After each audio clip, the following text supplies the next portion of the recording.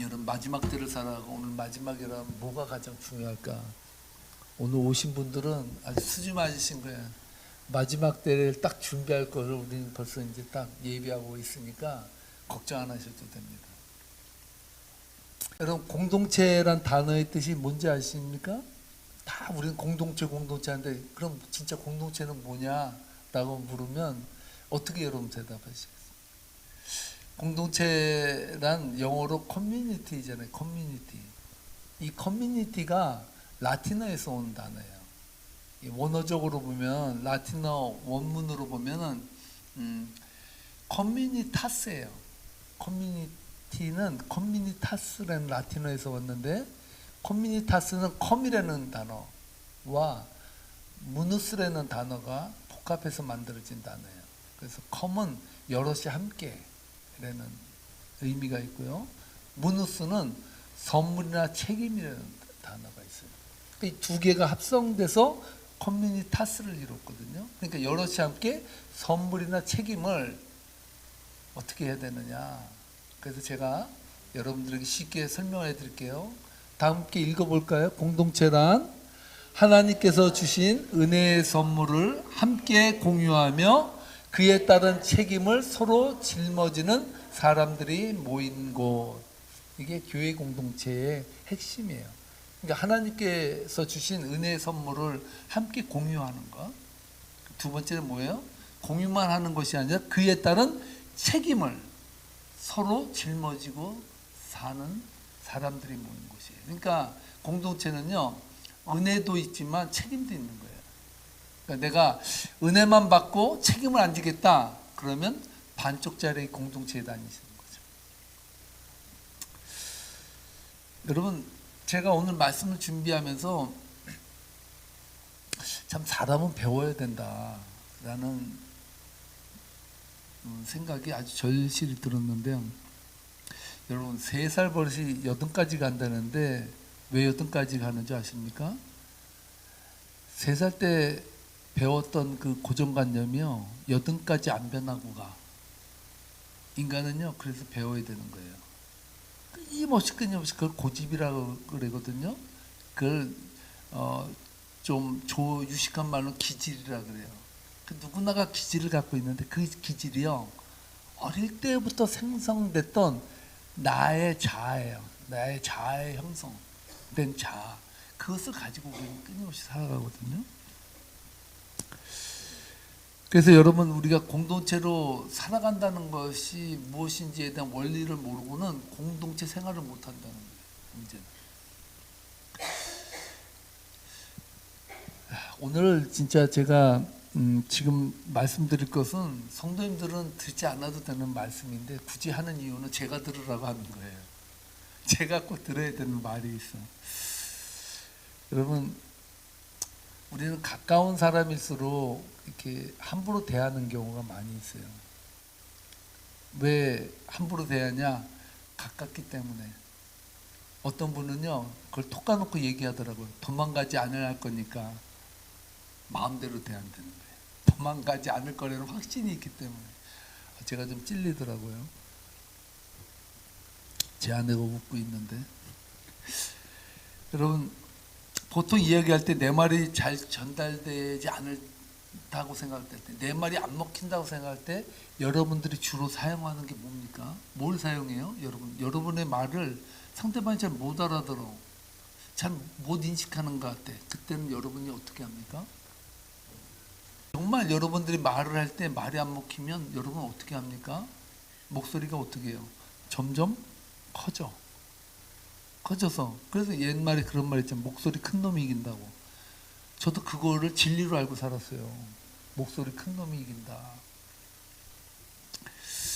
그래서 우리는요 내 말이 잘 안 통하고 내 말이 잘 안 막히고 내 말을 듣지 않는 것 같으면 승질을 내요. 승질을. 화를 확 내요. 그 제가 자주 사용하는 그 예어가 하나 있잖아요. 천군백군이 싸우는데 누가 이겼다고요? 천군이 이겼어. 어떻게 이겼냐? 노래를 하는데 이 세상에 천군 없으면 무슨 재미로 해가 떠도 천군, 달이 떠도 천군, 천군이 최고야. 그러면 어떻게 됩니까? 운동회 때 옆에 쪽에서 아니야 백군이 최고야 이러면 또 옆에서 아니야 청군이 최고야. 근데 나중에 청군이 이겼어요. 어떻게 이겼다고요? 청군이 최고야 하고 나니까 더 이상 올릴 의미 없어서 끝나버렸대. 목소리 큰 놈이 이긴다는. 목소리 큰. 제가 소개해드릴 책이요, 인생을 위한 최소한의 생각이라는 그 책을 접하면서 내가 무지하다라는 생각이 들었어요. 참 무지하다. 왜 그 생각이 들었냐면요, 여기서 이렇게 말을 하더라고요. 저 한번 읽어볼까요? 함께 읽겠습니다. 우리는 서로에게 소리지르는 것을 멈출 때까지, 즉 우리의 말과 목소리가 잘 들을 수 있을 때까지 정도로 조용히 말할 때까지 서로에게서 배울 수 없다. 리처드 닉슨 대통령이 한 말이에요. 근데 우리는 서로에게 소리 지르는 것을 멈출 때까지, 우리의 말과 목소리가 잘 들릴 수 있을 정도로 조용히 말할 때까지 서로에게 배울 게 없다는 거예요. 쉽게 얘기해서 뭐예요? 목소리 크면 안 들린다는 거예요. 안 들린다. 제 아들이요, 설교를 잘 간별하는 능력이 있어요. 그 한국의 목사님 중에서 왜 목청권 높여서 할렐루야 이렇게 막 얘기하잖아요. 막 은혜롭게 막 하는데 우리 반석의 평 한마디 하나도 안 들려. 하나도 안 들려. 그래도. 여러분, 고함 친다고 은혜 되는 거 아니고, 조나단 에드워드가 설교할 때요, 그때 그 설교 한마디에, 그 설교 한 편에 그 교회뿐만 아니라 그 커뮤니티가 뒤집어졌다고 그래요. 그때 조나단 에드워드가 설교할 때요, 새소리처럼 아주 나지막하게 아주 조그맣게 그렇게 읊조리면서 하는데 거기에 강력한 하나님의 파워가 있었다. 제가 목소리가 큰 편입니까? 작은 편입니까? 주로 성질이 급한 사람이 목소리가 커. 왜? 성질을 못 이기니까 목소리부터 먼저 크게 나가고 보거든요. 제가 그래요. 제가 이렇게 서서 할렐루야 그놈에도요, 제 안에는 제 속을 들어갔다 나왔다 하잖아요. 제가 얼마나 성깔이 있는지, 화를 잘 냈는지. 저도 이상하게 말로, 목소리로다가 나의 표현을 전달하려고 하는 게 있어요. 저나 성도님이나 오늘 이 시간 꼭 하나는 알고 가셔야 돼. 뭐냐면, 내가 상대방에게 내용을 정확히 더 전달하기를 원하면 목소리를 낮추라는 거예요. 목소리를 낮춰서. 감정이 들어가면 벌써 상대방이 경계를 한대. 조심하려고. 하나도 안 들린다는 거예요.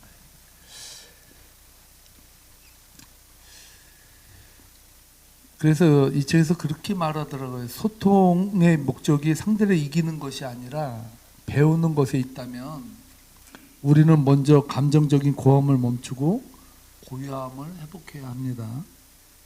그래서 이 책에서 제안하는 것이 목소리 톤만 낮추어도 감정 소모가 줄어든다고 말하고 있어요. 목소리 톤만 좀 낮춰도 우리가 전달할 수 있다는 말이죠. 오늘 본문을 보면요, 말세를 살아가는 성도들이 공동체 생활을 어떻게 해야 은혜로운 공동체를 만들 수 있을까, 이것에 대해서 베드로가 우리들에게 조언을 해주고 있어요. 어떻게 하면 말세를 살아가는 성도들이 공동체 생활을 잘할까? 첫 번째가 뭐냐면요, 지금이 마지막 때라는 인식을 갖고 살라는 거예요. 우리가 공동체를 잘 영위하려면 가정이나 교회나 사회나 다 마찬가지예요. 이 공동체가 잘 굴러가려면요, 지금이 이 때가 어느 때인지를 분별할 줄 알아야 된다는 거예요. 이 분별할 때가 언제라고? 지금이 어느 때라고요? 마지막 때라고. 마지막 때. 어떤 성도가 하나님께 이런 질문을 던졌다고 해요. 하나님께는 1000년이 1초 같고 10억이 1원 같죠? 그랬더니 하나님께서 응답해 주시더래. 그렇단다. 내 사랑하는 아들아.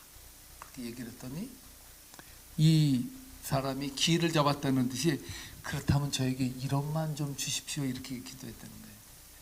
그럼 저에게 1원만 주시기를 원합니다. 그때 하나님께서 인자하게 웃으시면서 그랬더니 그래 잠깐만 1초만 기다려라 그랬더니 하나님 안에 1초가 1000년 같고 1000년이 1초 같으니까 1원이 1억 같고 1억이 1원 같으니까 1원만 달라 그랬더니 1초만 기다려라 그러셨다는 거예요. 유머인데요. 이 유머 속에 참 많은 의미를 담고 있습니다. 하나님은요 시간의 주인이셔요. 믿습니까? 하나님은 시간에 얽매이지 않아요. 반대로 인간은요 유한한 존재, 시간에 얽매이며 살 수밖에 없어요. 여러분 시간을 벗어나서 살면요 여러분 교회에 오늘 수요 예배 나와 계실 분 별로 없어요. 왜 나와? 천년만년 사는데 못 틀어 나와. 이 시간에 내 것을 즐기면서 살죠. 인생은요 마지막이 반드시 있습니다. 하나님 나라에 갈 날이 있다는 사실을 잊어서는 안 된다는 그거를 베드로가 주지시킨다는 거예요. 인생의 마지막 때가 있다. 제가 지난주에 실수로 연세 70이면 노인이라 그랬다가 성도님들에게 혼났습니다. 70이면 장년이지 왜 노인이냐고.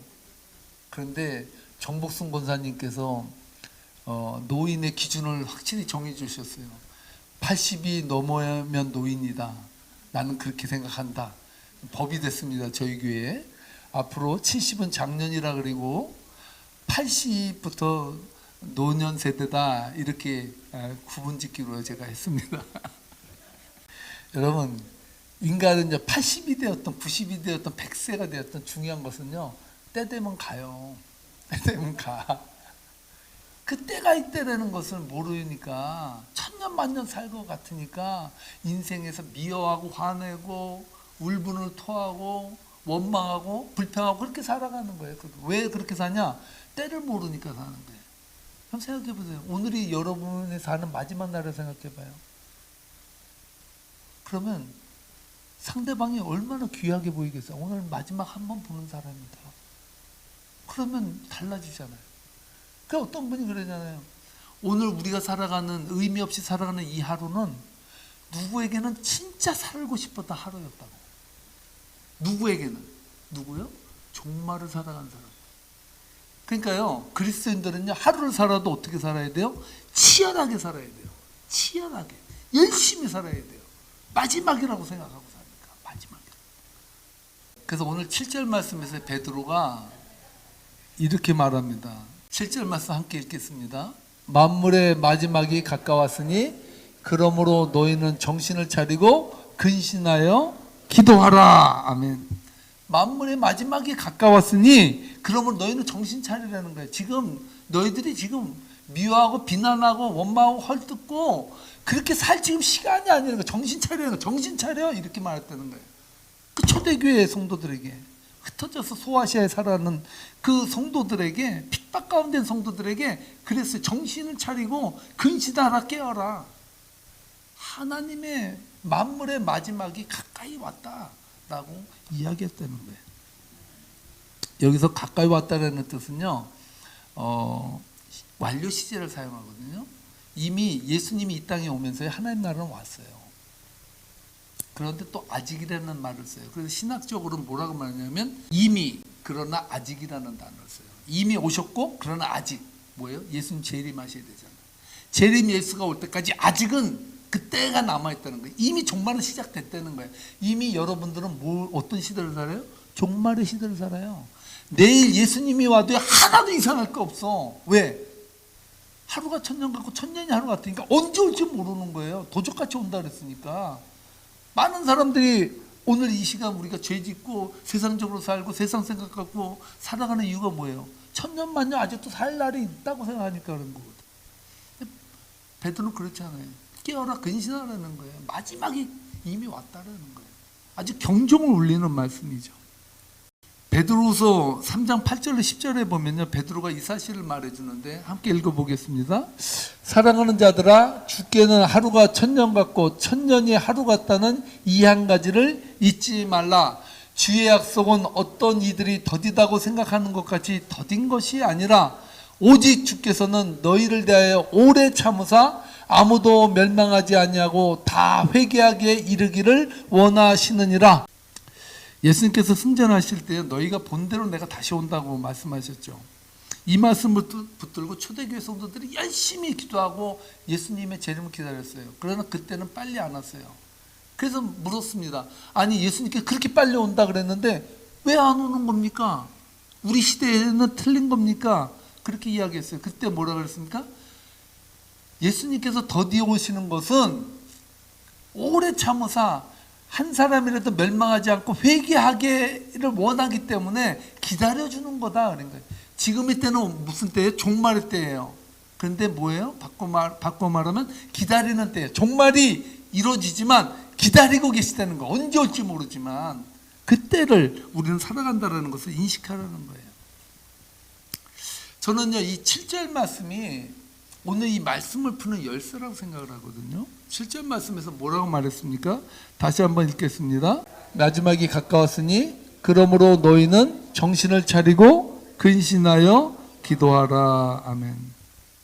왜 이 말씀이 오늘 말씀을 푸는 열쇠가 되냐 하면요, 이 말씀이 공동체 생활을 하는 사람들의 삶에 어떻게 살아가야 되는 것에 대한 방향을 제시해 주고 있어요. 어떻게 살아요? 만물의 마지막이 가까이 왔다는 것을 인식하고 살라고 말씀하고 있거든요. 그래서 여러분, 지혜자와 우매자의 차이가 뭔지 아세요? 그 전도서 7장 4절에서 솔로몬이 지혜자와 우매자를 구분할 때 그 기준을 이렇게 말해요. 함께 읽겠습니다. 지혜자의 마음은 초상집에 있으되 우매한 자의 마음은 혼인집에 있느니라. 아멘. 이게 지혜자는 뭐예요? 마음이 초상집에 있어요. 다 죽음을 생각한다는 거. 죽음을 생각하는 사람은 지혜 있는 사람이고, 혼인집까지 맨날 잔치만 생각하고 살아가는 사람은 종말을 살아가는 사람이 아니라고 말하고 있다는 것이죠. 여러분, 그래서 안달복달하며 우리가 살아가는 이유도 죽지 않으려고 그렇게 사는 거고요. 죽지 않는다고 생각하기 때문이라는 사실이죠. 그래서 여러분, 지금이 어떤 때냐, 지금 미워하고 다투고 증오하고 살 때냐라고 베드로는 우리들에게 말하는 거예요. 그런데 오늘 그 다음 절에서 중요한 말씀이 나오는데요. 무엇보다도 라는 말씀으로 시작하거든요. 8절에 함께 읽어보겠습니다. 무엇보다도 서로 뜨겁게 서로 사랑할지니 사랑은 허대한 죄를 덮느니라. 아멘. 여기서 무엇보다도라는 단어가 나오죠. 이 무엇보다도라는 말은 무슨 뜻입니까? 무엇보다는 말은 뭐예요? 어떤 것보다도 가장 중요한 것. 뭐예요? 쉽게 말하면 종말을 살아가는 사람들에게 무엇보다 제일 우선순위, 먼저 얻어야 될 게 있다는 거예요. 그게 뭐예요? 사랑하라는 거예요. 사랑하라는 거예요. 종말을 살아가는 사람들에게 베드로가 종말을 살아가는 사람의 삶의 자세는 사랑하며 사는 거라고 말하고 있다는 거예요. 이 말을요, 바울도 그렇게 말했죠. 고린도전서 13장 13절에서 이렇게 말합니다. 함께 읽겠습니다. 그런즉 믿음, 소망, 사랑 이 세 가지는 항상 있을 것인데 그 중에 제일은 사랑이다. 아멘. 이 세상 마지막에 오면요 다 패해요. 예언도 패하고 방언도 패하고 모든 것들이 다 패해요. 다 없어져요. 근데 남는 게 세 가지가 있어요. 뭐예요? 믿음과 소망과 사랑. 이 세 개는요 마지막 날까지 남아 있어요. 근데 뭐라고 말합니까? 그 중에 믿음과 소망과 사랑 중에 제일이 뭐라고요? 제일이 사랑이라고 말합니다. 믿음과 소망과 사랑 중에 사랑이 제일 중요하다라고 말하고 있어요. 그래서 무엇보다 서로 사랑할지니라 그럴 때 여기서 쓰는 것은 most important이에요. 뭐예요? 가장 중요한 것. 어떻게 보면 믿음과 소망도 그 다음이에요. 그것도 더 중요하지 않아요. 제일 중요한 건 뭐예요? 사랑이에요. 사랑이라는 거. 그래서 말세를 살아가는 성도들에게 가장 필요한 것, 그것이 뭘까요? 말세를 살아가는 성도들에게 제일 중요한 게 뭐예요? 사랑하며 사는 거예요. 이해가세요? 말세를 살아가는 사람들에게, 성도들에게 베드로는요 서로 뜨겁게 사랑하라고 말하고 있더라고요. 서로 뜨겁게 사랑하라. 여러분, 이게 되게 중요하다는 거예요. 이 말을 잘 이해해야 되는데 그 다음 말씀이 나오는데요. 이 지금 뜨겁게 사랑할지니라고 말하는데 그 다음에 말씀이 나오는 게 뭡니까? 사랑은 허다한 허물을 가린다라고 말하고 있어요. 사랑은 허다한 허물을 가린다고. 여기서 우리가 중요한 말이 있는데 지금 이 말이 어디서 나왔냐면 잠언 10장 12절 말씀을 인용한 거거든요. 우리 한번 읽어보겠습니다. 미움은 다툼을 일으켜도 사랑은 모든 허물을 가리느니라. 아멘, 아멘. 여러분 여기서 가린다는 말, 사랑은 허다한 죄를 덮는다라고 말하고 있잖아요. 덮는다라는 말이 무슨 뜻일까요? 이게 되게 중요해요. 왜냐하면 신학적으로 이걸 잘못 이해한 사람이 있어요. 사랑은 허다한 죄를 덮는다. 덮는다는 게 뭘까요? 어떤 사람들은요, 이 사랑은 허다한 죄를 덮는다는 것을 세상 말로 퉁친다라 그래요. 내가 사랑해서 허다한 죄를 퉁치겠다. 그러니까 나의 죄를 사랑함으로 퉁치자. 하나님께서 그걸 덮어주겠다. 이렇게 말했던 거. 그건 맞아요, 틀려요. 그건 아니에요. 퉁쳐지는 건 아니에요. 사랑은 허다한 죄를 가린다라 그럴 때 그 말의 뜻은 미움은 다툼을 일으키지만 공동체에 사랑은 모든 허물을 덮어주면서 공동체를 건강하게 한다는 말이에요. 퉁치자는 말이 아니에요. 퉁치자는 말. 그래서 여러분 이 말은 중요해요. 그래서 이 공동체, 교회 공동체에서 가장 중요한 게 뭐예요? 사랑이에요, 사랑. 사랑은 덮어주기 때문에. 여러분, 싸움이 어디서 난다고요? 미움은 뭐예요? 다툼을 일으켜. 들춰내는 거예요. 들춰내는 것. 내 마음속에요, 미움이 있어요, 없어요? 있어요? 저도 있는데 다행입니다. 다 있어요. 미움이 있어요. 근데 여러분 여기서 중요한 게 있어요. 미움이 없어지지 않아요. 인간은요, 감정이 있기 때문에 싫어하는 마음이 있어. 근데 중요한 건 뭐예요? 미움을 마음속에서 들춰내지 않는다는 거. 쉽게 얘기하면 꺼내지 않는다는 거예요. 꺼내지 않는 거예요. 미움. 그 사랑이에요, 그게. 바꿔 말하면 미움을 꺼내고 들춰내지 않는 게 사랑이에요. 바꿔 말하면 상대방의 약점을 들춰내지 않는 게 사랑이에요. 사랑은요, 따라하시 바랍니다. 사랑은 들춰내지 않는다. 다시, 사랑은 감추어준다. 그게 공동체에 필요하다. 그래서 여러분, 가족이라는 거, 왜 가족이 허물이 없습니까? 여러분, 가족이라고 해서 완전해요? 완전해서 너 좋으니까 이 사람 내 가족으로 만들겠어. 그럼 가족이 됩니까? 안 돼요. 내가 좋은 사람만 뽑았다고 해서 가족이 절대 안 돼요. 가족은요, 하나님이 맺어준 거예요. 그래서 혈연이라 그래, 혈연.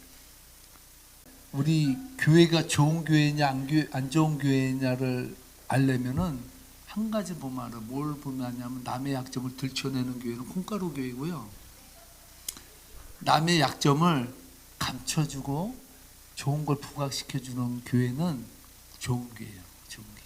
그러니까 여러분 여러분들은 한 사람을 상대하지만 저는 수십 명을 상대하잖아요. 저에게 흉어물이 없겠어요? 맨날 여러분 흉어물만 들춰봐. 여러분 그 앉아있는데 은혜 되는지. 은혜 하나도 안 돼요. 아무리 좋은 말 성령님이 은혜를 줘도요, 은혜 못 받아요.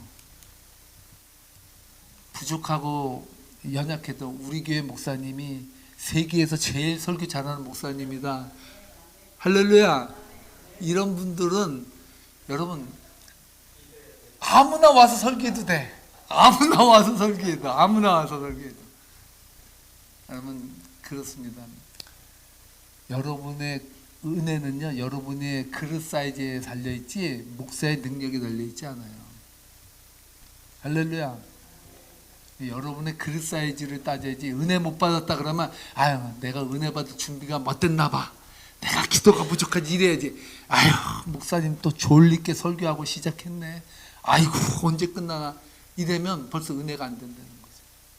말세를 살아간다는 말은 다른 말이 아니에요. 어려운 말이 아니에요.